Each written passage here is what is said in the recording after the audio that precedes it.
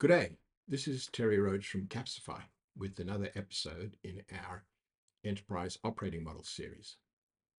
Today's topic is innovation, a rather abstract concept that might be considered difficult to uh, exercise in a repeatable, scalable manner. What I'd like to try and show today is that the anatomy of innovation is in fact quite structured, and that we can in fact come up with a highly repeatable, organized manner of thinking about innovation so that this can be done across an organization in a continuous fashion. Jeannie Ross, professor at MIT Sloan, and her book Designed for Digital made a really good point where she identified that when you're innovating, there's really only one of two things you can do.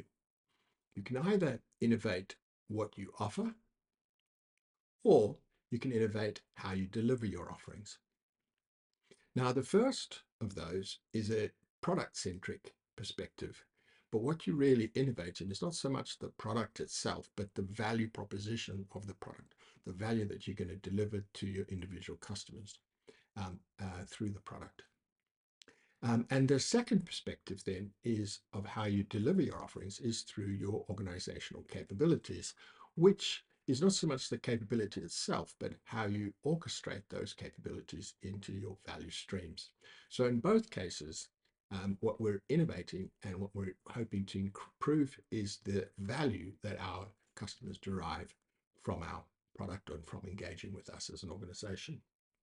What we'd like to have happen in both cases is that we have a downstream delivery team working on changes to the organization, and that we're simply feeding them a continuous flow of work into their agile delivery backlog.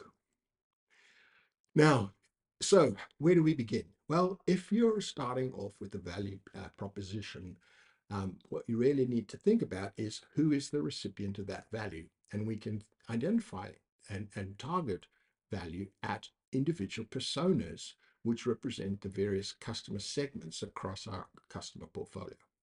And it's important to do this because each customer segment probably has a very different set of perspectives on value. For each of those personas, think about the context of your product and how they would use that to do the particular jobs that that product is intended to do for them. And then as you're thinking about those jobs to be done, what are the needs that that particular persona has in those jobs? This is where you'll have that differentiation between one segment and another might have actually quite different needs. As you consider those needs, what you're really trying to do is to maximize the benefits of your product in addressing those needs. And the way that those benefits are realized are through the product features. So when you're innovating, what you're really trying to do is either create new features or modify and improve features of your product and the value that that delivers to your customer. And those feature enhancements can be then described as user stories, which are packages of work that you feed into the delivery backlog. Now, what about the other perspective? If you're improving the capabilities, uplifting your organizational capabilities in your value streams, in other words, doing things in a more efficient or more appropriate manner, how do you uplift the capability? Well, you don't actually uplift the capability because that's a really abstract concept which just serves as an anchor point for the more tangible people, process, information, and technology that you need to enable that capability. So these are the things that would be affected by the uplift. And we call those uplifts typically a business outcome. What outcome we're trying to achieve in uplifting one or other of those dimensions.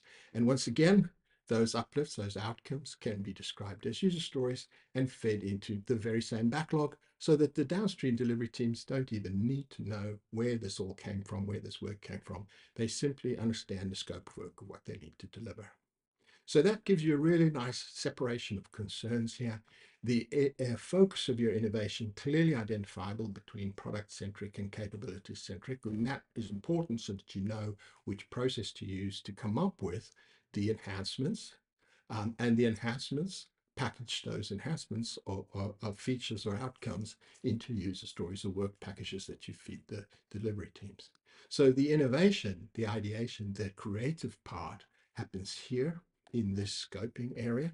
This is where the workshopping and the design process itself happens. We come up with ideas, and those ideas are then passed through whatever your method is, your double diamond or whatever it is, but essentially conceiving them, prioritizing them, designing them, building the business case, and scheduling them into the backlog.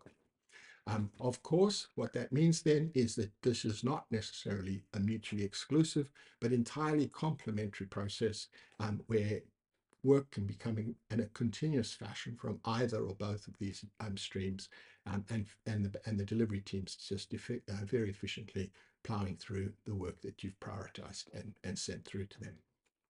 So that's the anatomy of innovation. Now, where does this fit into our overarching digital twin that we've been developing through the series? If you look in that lower blue box in the center, designing the change, that's where the innovation process happens.